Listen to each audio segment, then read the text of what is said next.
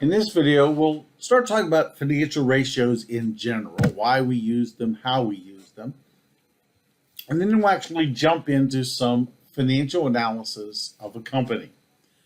So let's first think about ratios themselves. I mean, who cares about these, right? Who is this important for? Shareholders, certainly, creditors, managers, almost anybody that has an economic interest in the company has a need for financial analysis. Now, there's a couple of ways we can do this. We can do what they refer to as cross-sectional analysis. We can compare different firms' ratios at the same point in time. In other words, we can show our company's ratios compared to an industry or to a competitor in the industry. Now, benchmarking is a type of cross-sectional analysis where we're actually going to compare those, again, to a specific competitor. So these are just types, right? So when we look at analysis, there's several things we can do. First, we want to look for trends, right? How is our company performing over time? In addition to that, we want to do this cross-sectional stuff where we can make comparisons between how we're doing and how the rest of the world is doing. When I say rest of the world, I'm talking about our competitors. So we look at individual companies. In this particular video, we're going to be analyzing Coca-Cola. So we could show Coca-Cola compared to Pepsi, for instance. Or we could show Coca-Cola compared to the soft drink beverage industry. Now, how do we get that data? Well, we can find these averages. As you notice here, we have averages going across this line for the computer industry. We can get it for building materials, right? And again, there are several other slides that we could have put up here, but it gets kind of redundant after a while. But the point is, we can look at how we've performed and we can compare it to a competitor, or we can compare it to the industry. Time series is the other part of that I was talking about, which is where we're going to look at performance over time. And we'll see how that works when we start to analyze the company. I think one of the best ways to view this is with a picture. A picture gives us the same information as raw data, but it also illustrates very quickly the trend lines. How is the company performing over time? In this case, you can see this is American Airlines, I believe is the blue line. And this is a ratio. This is their net profit. And we see that from 13 to 15, it was growing very quickly, but then it declined 15 to 16. Now, of course, we'd like to know what happens out here. But then also, what about the industry? The industry also seems to be a little bit more steady. Of course, we would think that since it's an averaging number. But we also see that recently, the industry has also declined over time. So again, how do we analyze that? We'll talk about that as we go through the rest of this discussion. So just a few cautions before we get into actual data. Ratios that reveal big differences, right? It could indicate the possibility of a problem. And for me, this might sound a little nerdy. This is what I like about ratio analysis, is that it's kind of a detective novel, right? You see something and it's a clue. It's a clue that something might be wrong. So or quite frankly, it could be something might be right, right? We want to fix the things that are wrong and we want to strengthen the things that are right. That's our job as managers. A single ratio is never enough. We need to have more than one number to make comparisons. It's nice if we can make relationships or look at statements between, say, two companies. that have the same point in time. This would become important maybe for like a toy store, right? If, we know that the toy store inventory grows the most in the early fall. So if you have a company that ends its fiscal year in June and another one that ends its fiscal year in October, right? Those statements can be very different, mostly just because of the cycle of the year's business.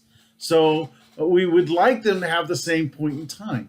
Now, for most of the issues that we're talking here about cautions, there are things we can do to help us alter the statements so that we can analyze them on a more fair basis.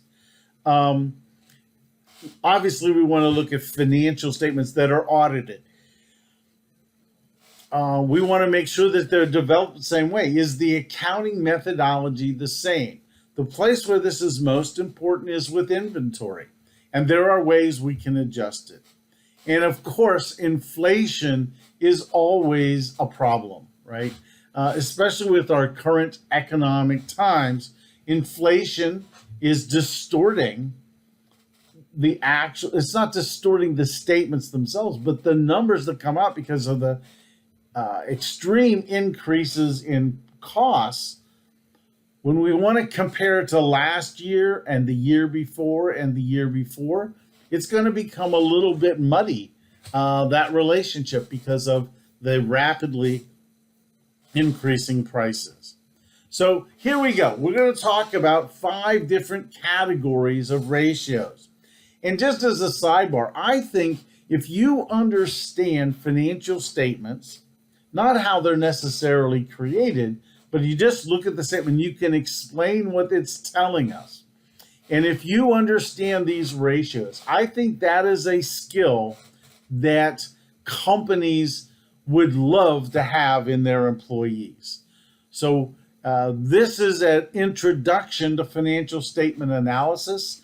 I would recommend that if you could find a course in financial statement analysis, the skills that you would get from that course would do you well in your career. So anyhow, there's 5 sets of ratios. I'll define them as we go through them, but each one of these gives us some pictures, right? Some information about how the company is performing. And as I mentioned earlier, we're using Coca-Cola as our company. So the first ratio that we're going to talk about is something called liquidity ratios. Quite simply, liquidity ratios show us the ability of a company to satisfy its short-term obligations as they come due. So quite simply, do we have enough quick assets, right? Things that turn into cash very quickly so that we can take that cash and pay off the bills that we owe coming up, our current liabilities. So the ratio for current ratio is current assets divided by current liabilities. Now, this number should never be less than 1.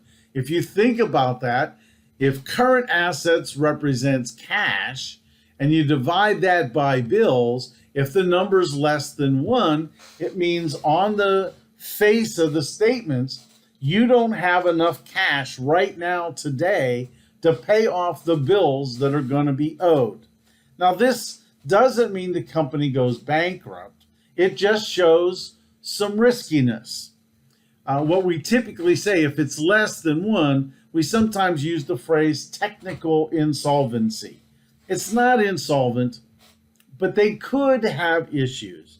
Now, big companies that have lots of sales, this typically, even if it's, unless it's too dramatically low, the companies are still have sales, so they'll be able to pay the bills without any problem. This is just a measure of safety almost.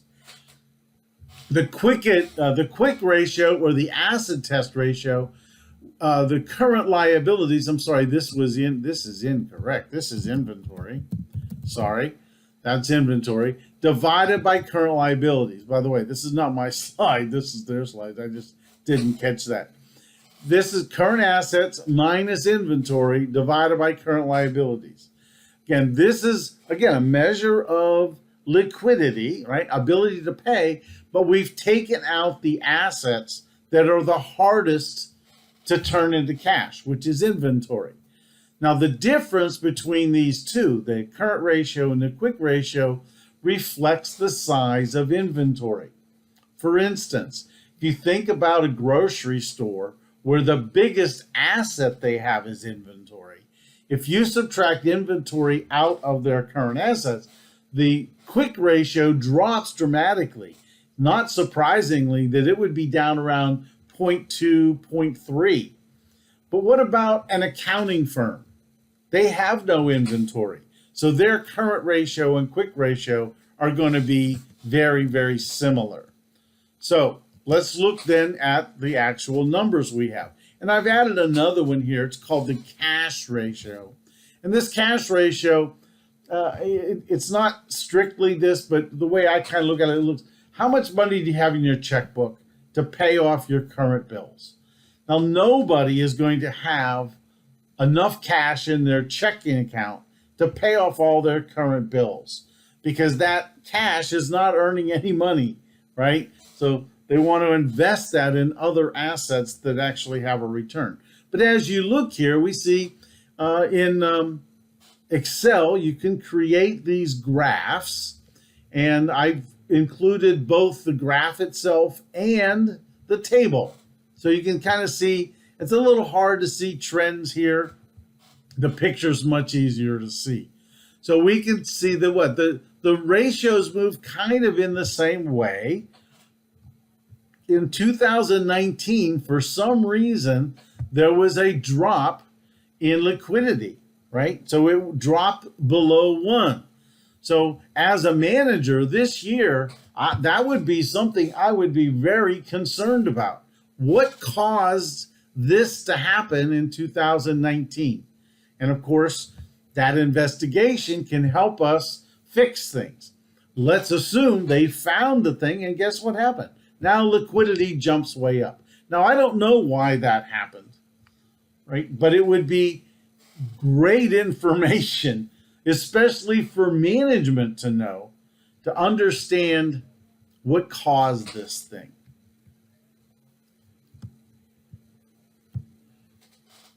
Let's go on to activity ratios.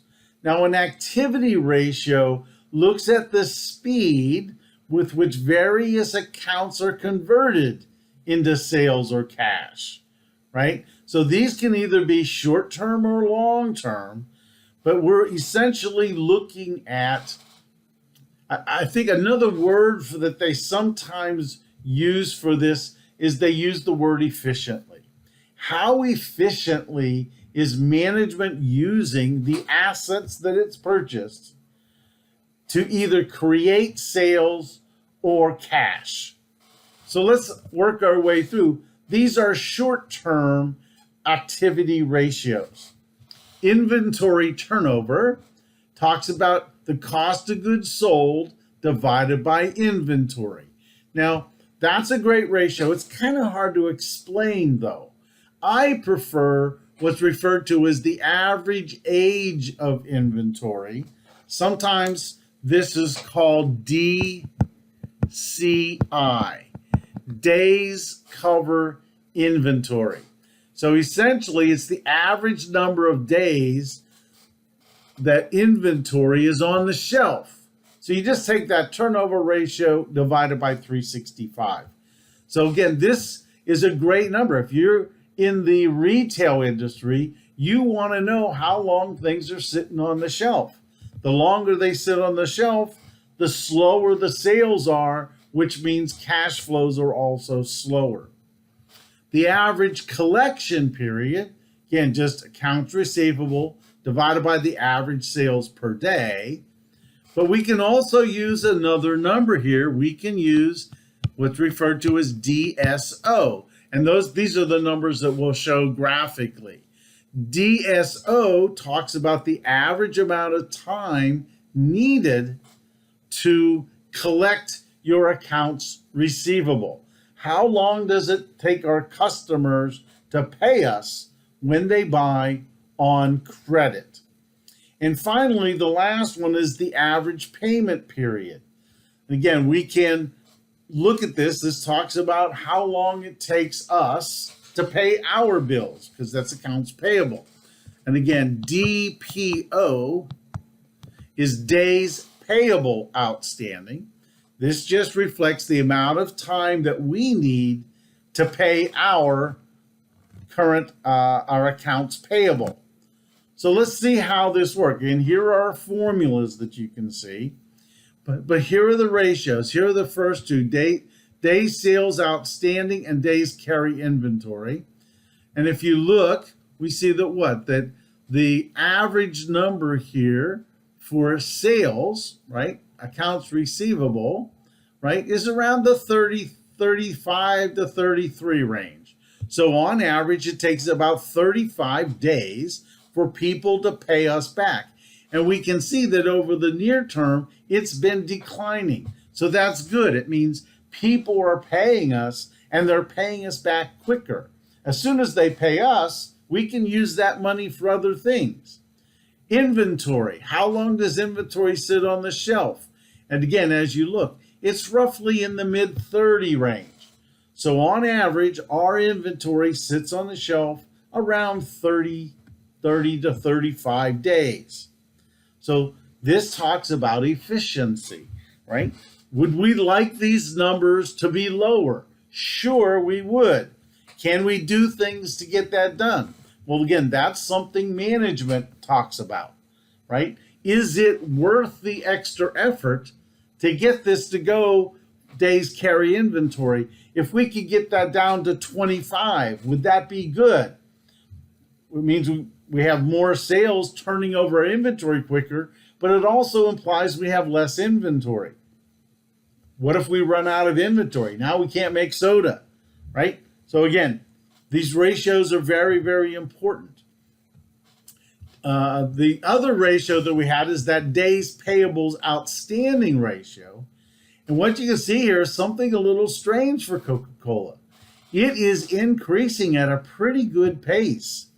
So we need to know what's going on here. I'm sure management is looking into why is this increasing and increasing at a fairly steady pace. I'm certain that our creditors and our suppliers are interested in this number. Why are they taking so long to make payments? It's a big company. They have liquidity. Why aren't they paying their bills? Again, this is something we're going to have to investigate. We can convert this into what's referred to as a cash conversion cycle. This talks about the time it takes to convert current assets to cash and then pay our short-term obligations. OC, operating cycle, you just take the days carry inventory, add that to days sales outstanding. You bought the inventory and then you sold the inventory and received the money from it. Then you subtract the time it takes for you to pay for that inventory. Now, if we look at the number here for Coca-Cola, you can say that these numbers are negative. We want these numbers to be as close to zero as possible. When they are negative, the more negative they get, the more we worry about us paying our bills, right? Because the thing that is subtracted is the days payable outstanding. So again, this is just an activity, an efficiency measure of how we utilize short-term assets. We also have long-term assets, of course. We have the fixed asset turnover, tells us how efficiently we're using our plant and equipment. Total asset turnover looks at the entire left-hand side of the balance sheet. So here, if we look at this fixed asset turnover up here, we see it's fairly steady. We've lost some efficiency, but it's coming back up. With respect to the efficiency with to all assets, we see it's a fairly steady number. And that's what we're really looking for. How efficient are we? Or are we losing efficiency? Of course, we would like to see the number increasing because we want to increase efficiency. But as long as we're stable, we're fine. And again, in this case, even though the actual dollar value of assets is huge, this small decline is probably nothing to get terribly worried about, especially since now we have rebounded. So again, I hope you like those videos, the slides. I look forward to talking to you soon.